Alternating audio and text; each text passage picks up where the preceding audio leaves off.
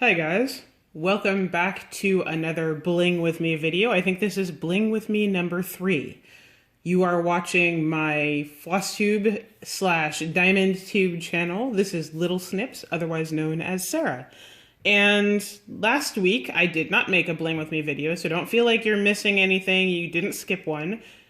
I had technical difficulties last week, and so I wasn't able to put a video up. But this week I sort of think I might...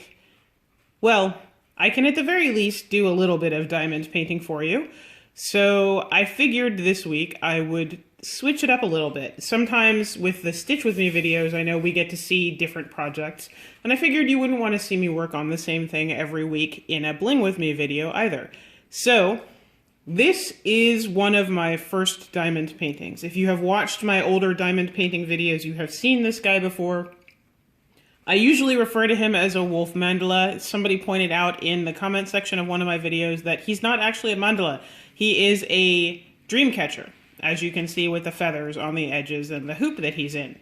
So, hopefully the moving around isn't making you dizzy or motion sick or anything, but I want you to be able to see the whole thing.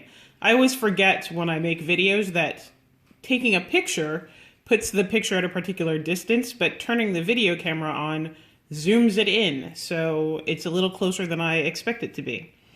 Anyway, this is, as I said, one of the first diamond paintings that I got, my wolf Dreamcatcher. He is 35 centimeters by 35 centimeters square, so he's on the, I guess, medium size. He's not tiny. I do have some that are smaller. I have many that are larger. And he is done with circular tiles. So the Heaven and Earth design that I have been working on in my last few videos has square tiles. And I actually might be able to show you the difference because I'm using my phone to record as opposed to my laptop camera, which is lower quality. So here, let me see if I can do this. Let me see if the camera will focus on this. Yeah, that's pretty good. If you can see, they are little circles. These are circular tiles. They're made out of the same material, the same resins, and as you can see, they still have the DMC numbers on them. But those are circular tiles, as opposed to the tiles I have been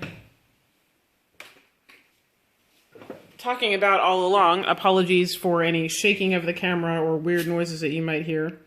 But here, those, you can see, let me show you a lighter color, it might be easier to see. There you go. These are square tiles. There's not really a difference, in my opinion, of the coverage that you get out of square and circular tiles, but just like half cross versus full cross stitch on a Heaven and Earth design, or the direction in which the legs of your cross stitches are supposed to lay, is a debatable issue. The debate between circular and square tiles also exists. Let me apologize right now. That is not blood. I do not have bloody hands. I was playing in the dye pots yesterday, and sometimes when you play in the dye pots, you actually pick up color on your skin. So that is a red fingernail, not blood. Hopefully it doesn't freak anybody out too much. Right, so as I was saying, diamond painting, circular tiles versus, if I hold him up, you can see that they're circles. And you can see that a little bit of the background comes through between the tiles, which is why, as you can see up here in this part that's not worked, this part does not have tiles on it, it is sticky. That the canvas is printed, so that when there are gaps between the circular tiles, it provides some color in between them, so you don't have spots of white, just blank canvas that you can see. You can also see, since I'm moving this around quite a bit, again, the fact that the diamonds sparkle. They cut facets into the round tiles just like they do into the square tiles, so you still get the twinkly effect. At any rate, I work, just like I have started working my cross-stitch in diagonals, I normally work my diamond paintings in diagonals as well. So it's going to be hard to see, but this corner here is completed, and I have reached the halfway point, actually more than the halfway point since I've gone up a block here, but I have worked an entire half of this project. So everything from here, there's my finger. This is all completed. and covered with tiles. Obviously that means that this part that is not sparkly is not. I'm going to be working on, let's see, this partial tile right here, and then I will move on if time allows, but I figured I would go ahead and work on my wolf.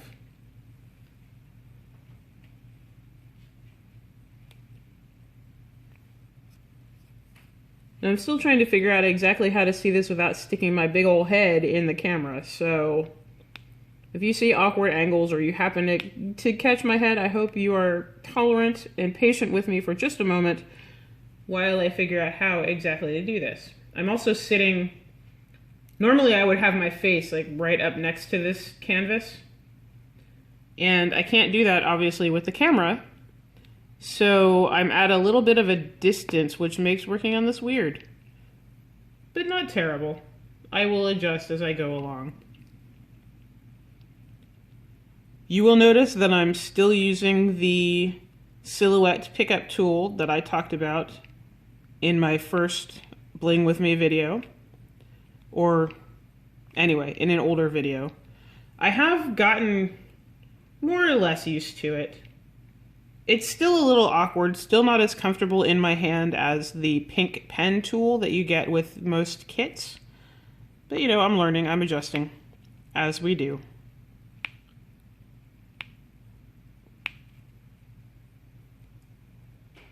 I think the biggest disappointment with the circular tiles is that you don't get that satisfying click sound that you get when you properly seat a square tile. They don't snap together in quite the same way that square tiles do. So if you hear any sort of popping noises, that's actually the pen coming off of the tile or the tile against the canvas. It is not tiles snapping into place and proving that I've gotten them in the right alignment, sadly.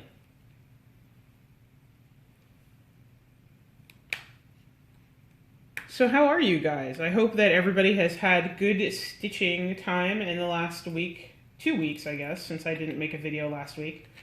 I hope you've gotten a lot of good stitching done. I am loving watching or seeing all of the projects that you guys are working on, particularly for the Friday off the grid party where or the stitch-ins rather, where we sit and stitch as much as possible in a 6-hour block of time. You guys are inspiring me. Not that I don't stitch on my own anyway, I do. But it's nice to have that one night a week where I know that we can all, or that I can sit and stitch and know that other people around the world, really, not just the country, since I am in California in the United States, but around the world are stitching along too. It's nice to have the company, I guess, which I think is part of the reason, well, I know is part of the reason that Caroline started the idea or the movement in the first place. You are not seeing my hands right now because I am trying to find the color that I need. And to be fair again, if you hear weird noises, my cats are always curious when I sit and talk to nothing, so you will probably hear the cats. They may be drinking water, they may be knocking things over, it just depends. Sorry, so I was talking about the cats and one of them decided to come by and prove what I was talking about and make noise. So, and of course I need a color that I am out of. See the empty tin, the 926? Nothing in there. That's the color I need, of course. I will not dig for that right now because I'm not exactly sure where that set of baggies is. Obviously, when you have circular tiles and square tiles, you have to keep them separated at least a little bit, or you will try to stick square tiles on a round tiled canvas. That doesn't work. Will not work. 3750. Where is my 3750? There it is. Again, like I said, these are DMC comparable colors. So 3750, which is a navy blue in DMC floss, is also a navy blue in diamond tiles.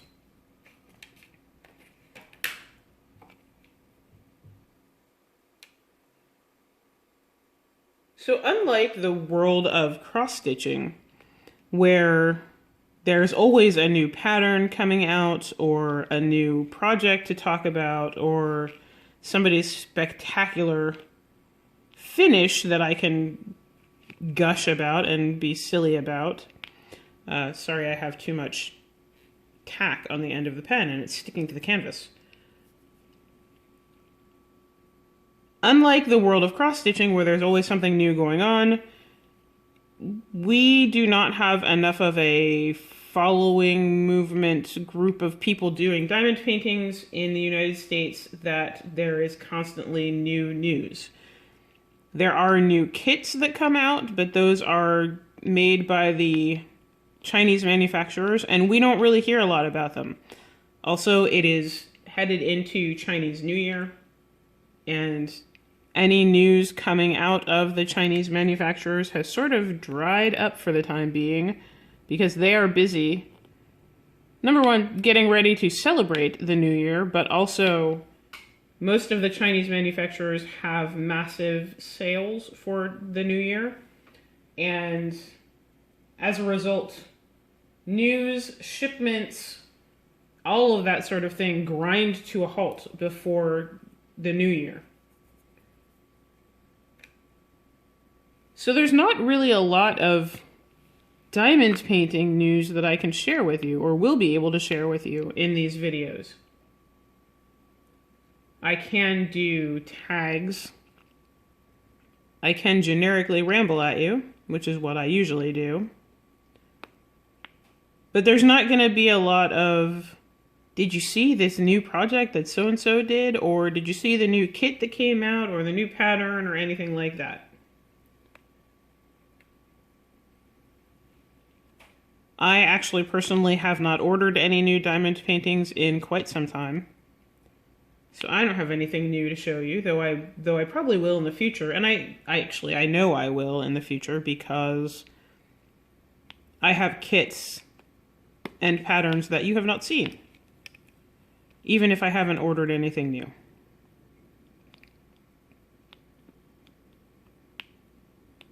Oh, you do not want to move, do you?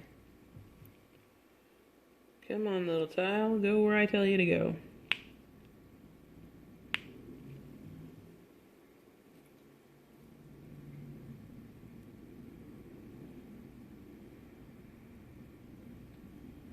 I tried once upon a time on a FlossTube video to do the 20 random things about me tag, meme, whatever you want to call it, that happened.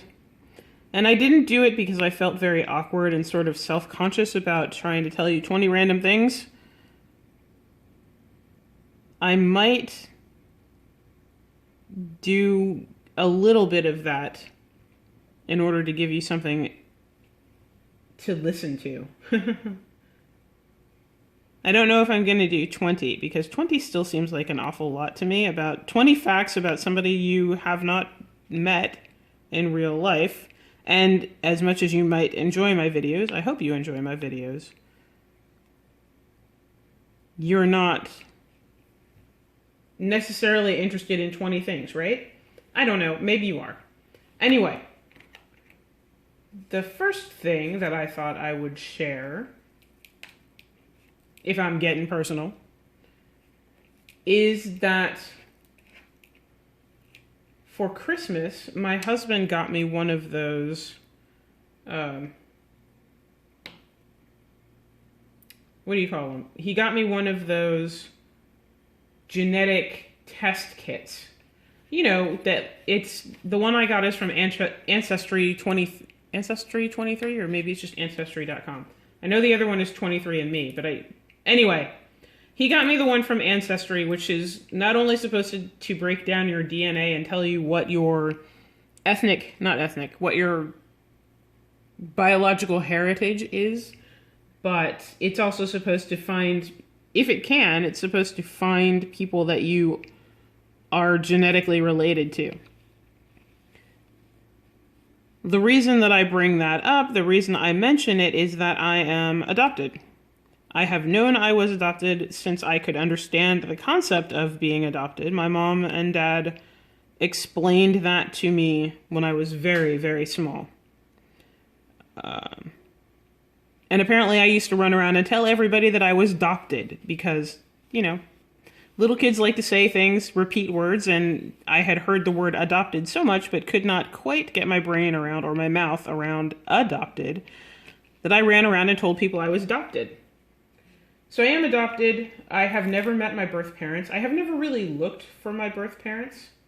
If any of you are adopted or have adopted children or given up children to be adopted, I don't know how you would feel about, or how you might feel about, the search for birth parents. I am definitely curious to know a little bit more about my birth parents, more than my adoptive parents were able to tell me. Yes, I'm curious about that, I admit it.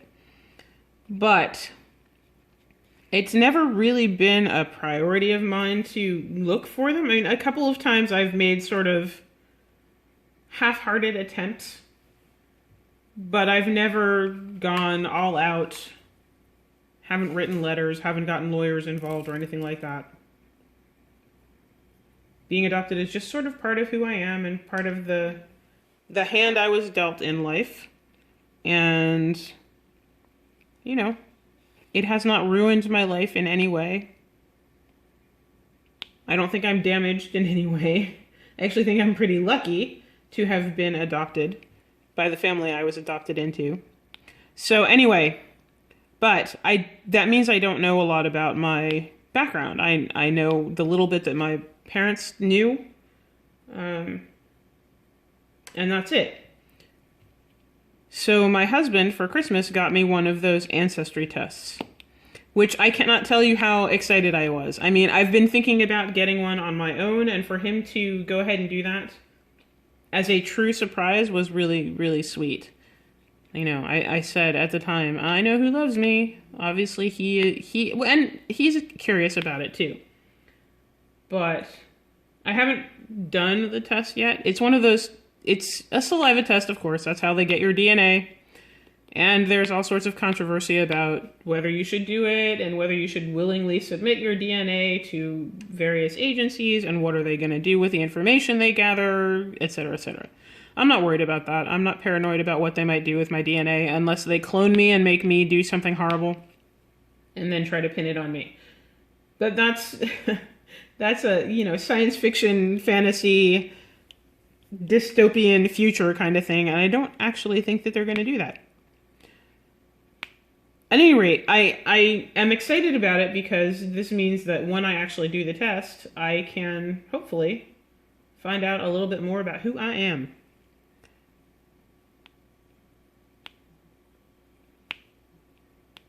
I will probably do that this weekend, do the test actually. And when I get the test results back, if you are interested, I will share them because I'm not shy about... I will not be shy, I don't think. Unless it shows me something really bizarre, like I'm actually, I don't know. I have no human DNA. I am actually a composite of various alien species samples, and I'm not human at all. Again, conspiracy, dystopian, fantasy, I don't think that's going to happen.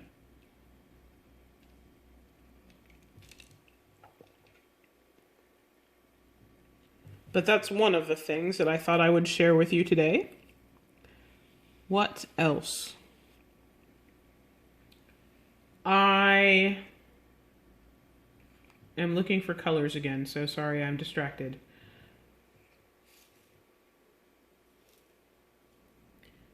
You know, I never did. There is, in the cross-stitching world anyway, there is something called the Know Your Needleworker tag, and I never actually did that. I should probably do that at some point, because it has some very basic questions. I can remember some of them. Obviously, one of them is, where do you live? And I already said that, but I'll say it again. I live in California. I am not a California girl by birth. I was born on the East Coast. I was born in Philadelphia, and I grew up, for a lot of my young life anyway, on the East Coast. I was born in Philadelphia. I lived in Pennsylvania for a while. I lived in towns called, well, I guess they're cities now, but I lived in Millersville, Pennsylvania, and I lived in Lancaster, Pennsylvania. I have been to neither one of those places recently. So, well, I passed through Lancaster several years ago, and I know that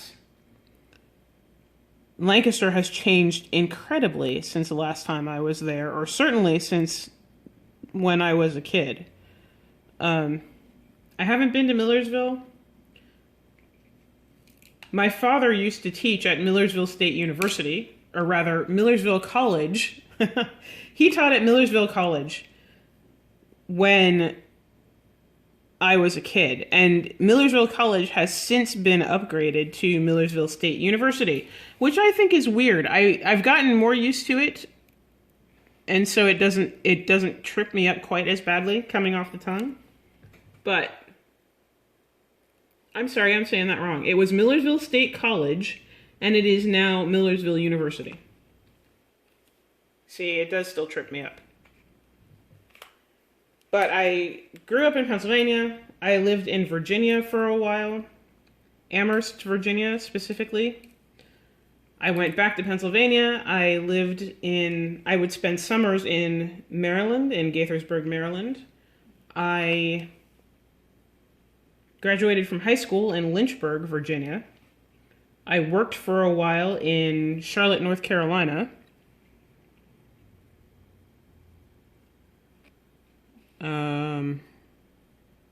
Trying to see if these are R's or B's, sorry. Those are R's and not B's, so I got the wrong color. I lived in California for a few years when I was in junior high school. I lived in Carmel, right across the street from the Carmel Mission on Rio Road, actually, and then I lived in Seaside and Monterey. I moved from there to Casper, Wyoming, and went to high school in Casper, Wyoming, and then I went back to Virginia, which is where I graduated from high school, like I said, in Lynchburg, Virginia. I went to college in Washington, D.C. I worked in New York for a while. I lived in New Jersey, in Hackensack. And then, I'm sorry I'm moving the canvas, I'm looking at the color key. And then I moved to California, and I worked for a company called Netcom. So I was a technical support agent doing computer stuff. And I had worked in computer stuff before then, but I moved out here to work for a computer company with my then boyfriend. I ended up breaking up with him, and I moved to the Sacramento area with my new boyfriend, and I have been here ever since. I moved a lot, in other words. And I'm not sure how I got on that. Oh, where are you from? That's what I was responding to. Another question I know is, what do you do for a living? Well, I don't really. I have a small business. I used to dye. I've said this several times in my floss tube videos, but I used to dye yarn and fiber for spinning. So I dyed yarn for knitting socks or shawls or sweaters or whatever you wanted to knit, and fiber, spinning fiber, for those who choose to make their own yarn. So I did that for a while. I don't do that so much anymore, though I do have the supplies, so I could. And looking for colors again, sorry for the awkward pause.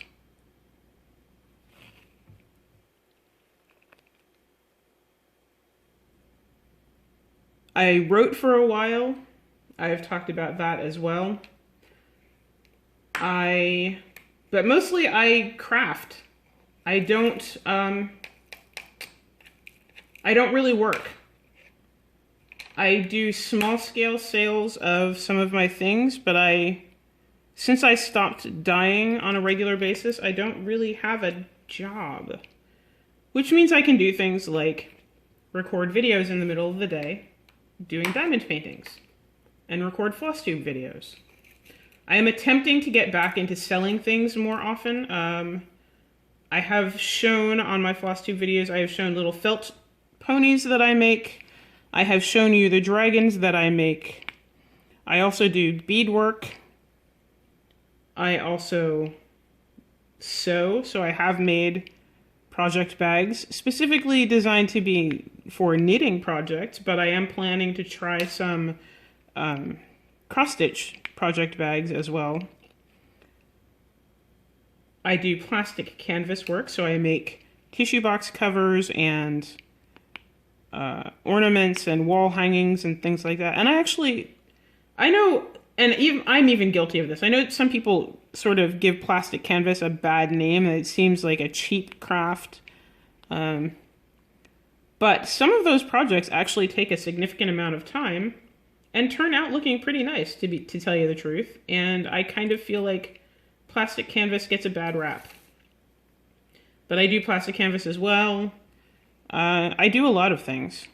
I have done craft fairs, and I could probably set up a booth that kind of looks like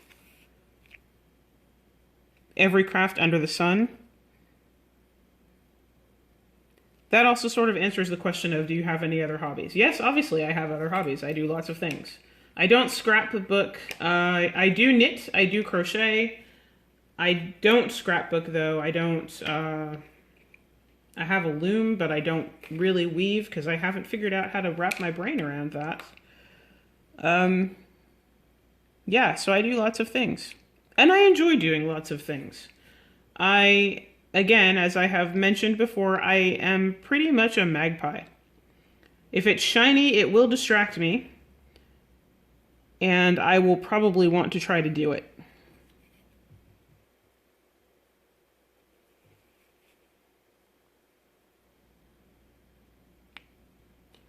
Do I have any kids? I do not have any kids. I like kids, but I don't have any of my own. Do I have any pets? Well, I do. I have 2 cats, Dusty and Hannah. If you have watched my FlossTube videos, you have heard them. Yeah, you've actually seen both of them. Hannah is my black fluffy cat. She is deaf, so she's our sort of special needs kitten. She's very sweet. She loves everybody. She likes to be petted by everybody. She likes attention from everybody. She will be your friend from the moment she sees you. And I have Dusty, who is my big gray cat. He is not friendly with everybody. He's a giant chicken, to be honest. He is afraid of just about everything and everybody. When he first meets you, he will run and hide under the bed, and until he gets used to the sound of your voice or your scent or your presence, he will stay under the bed. So, 2 cats.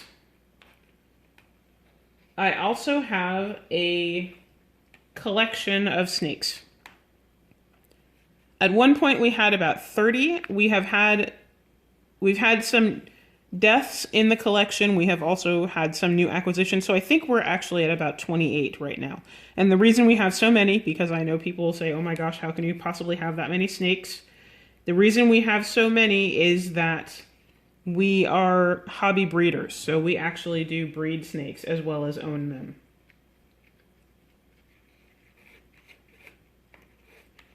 But I have about 28 snakes right now. Some of them are adult, some of them are babies.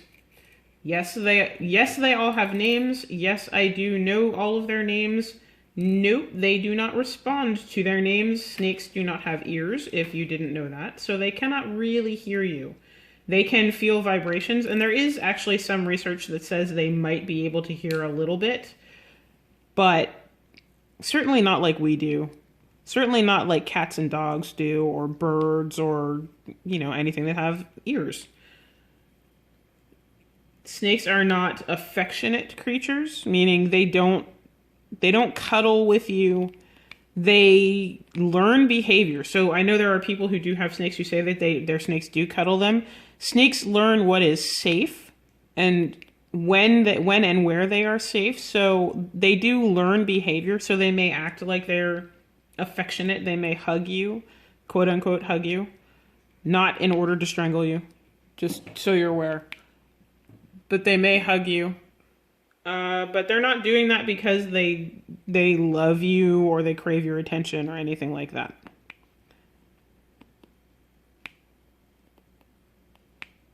But they're not affectionate. They are also not high maintenance animals. Snakes are pretty happy to be left alone as a general rule. As long as you give them water, as long as you feed them, as long as they have some place to hide during the day or whenever they feel like hiding, but so as long as they have some sort of shelter, they're pretty happy. They're pretty content. And if you don't want to pick them up, or you don't have time to, or you don't, you don't have to walk them or anything like that, they're good with just hanging out in their cages and living their lives. Now, I know a lot of people have very valid phobias about snakes, which is why I try not to spring snakes on people in my FlossTube videos when I'm in front of the camera and you can see my snake room. Although in my last FlossTube video, as I was explaining that for my new subscribers, and hello, new subscribers, if you were new, I know there have been even more people joining the channel, so welcome, welcome. But as I was explaining for new viewers that they might see snakes move in the background, but that I wouldn't try to surprise them, I had a snake surprise them. I had a snake behind my head that I didn't notice while I was focusing on talking and not paying attention to my surroundings. I didn't notice that she was in the background doing a little dance. If you can hear that, that is one of my cats on scratching post. Like I said, random cat noises today. But yeah, I try not to freak people out with my snakes. I know that snakes are not everybody's bag, and that's cool. I don't have a dog. I would like a dog, but I don't have a dog. I am not necessarily a dog person. When I was a kid, I went visiting at my mother's friend's house, actually. And at the time, I was very much a dog person. I was a kid. I loved, dogs are fun to play with. I love dogs. And this person had dogs. Had 4 of them. And I went out into the backyard to play with the dogs, who were very well behaved when their owner was present. But when they went back inside, my mom and my mom's friend went back inside to talk and left.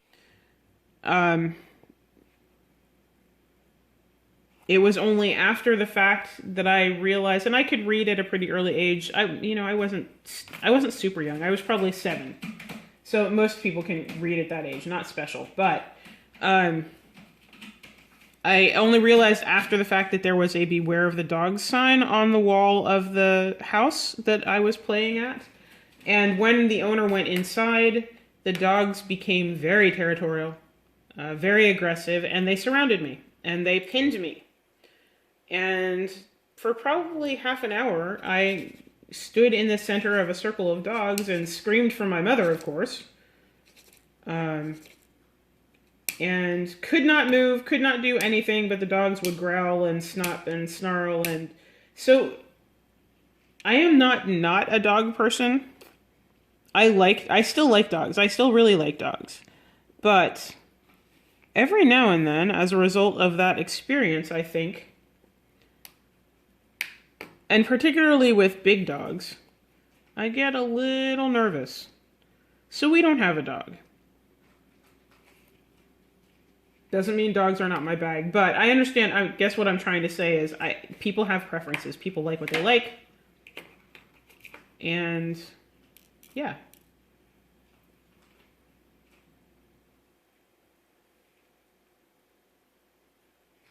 So yeah, that was another one of the questions on the Know Your Needle Worker tag.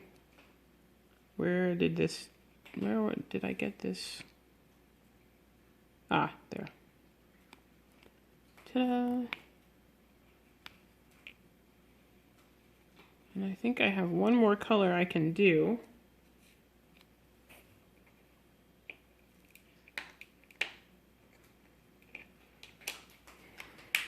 There are obviously other questions on that Know Your Needle Worker tag. I can't remember what they are right now. And I don't have it in front of me. Because I am not prepared.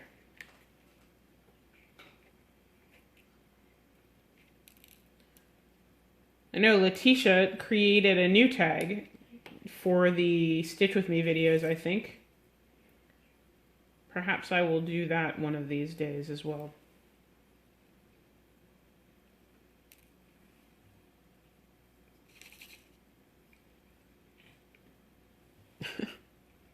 My cat just made the weirdest, like, croaking noise.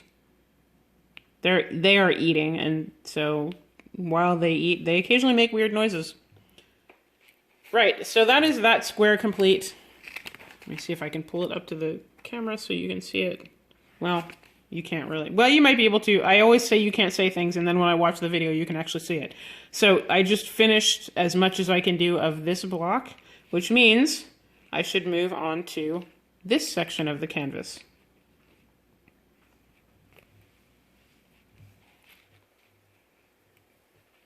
So the way I work on this canvas is I work on 10 by 10 blocks, just like you would on a gridded piece of fabric for cross stitching for your Heaven and Earth or some other full coverage piece, or if you just grid in general, you usually grid in 10 by 10 blocks.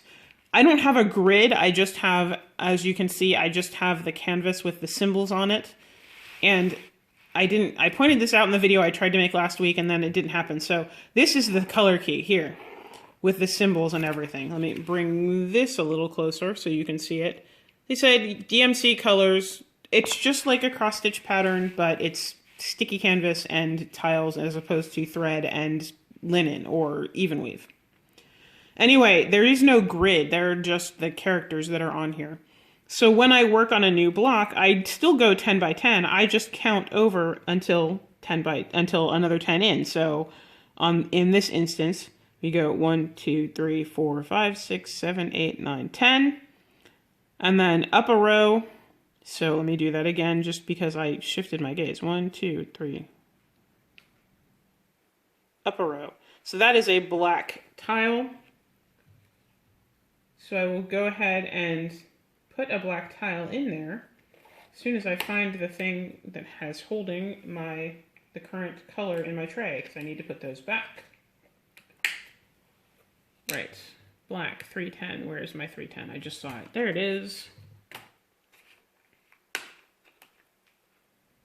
Sorry for the counting bit. I know I always think it's interesting that we count out loud when we're doing Stitch With Me videos, and it occurred to me at one point, people are, I know they are, stitching on their own projects. And if you're counting out loud, you may be interfering in what they're counting.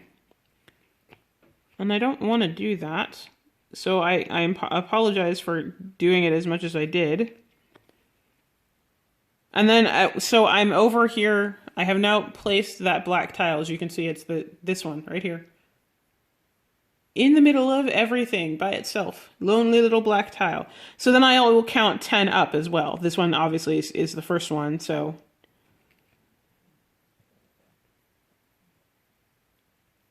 And that is that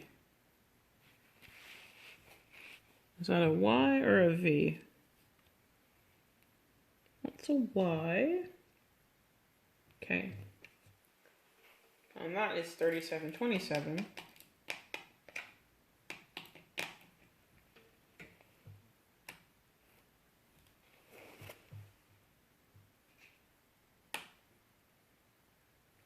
Do I have that out, or is that another color that I have to dig for?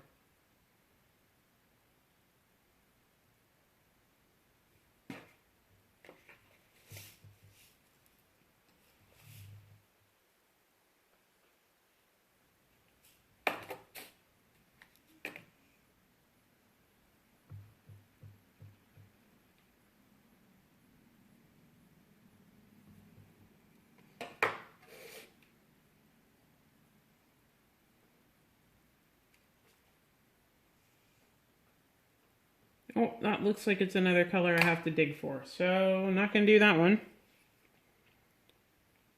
What's below it? Below it is 3042, which I know I have because I used it before. So anyway, I count over 10, I count up 10, and I try, obviously I can't show you doing this because I'm missing a couple colors, but I try to block out, here, I try to block out the border of the square, and then I go back and fill it in. I'm not going to do that today because that will take too much time.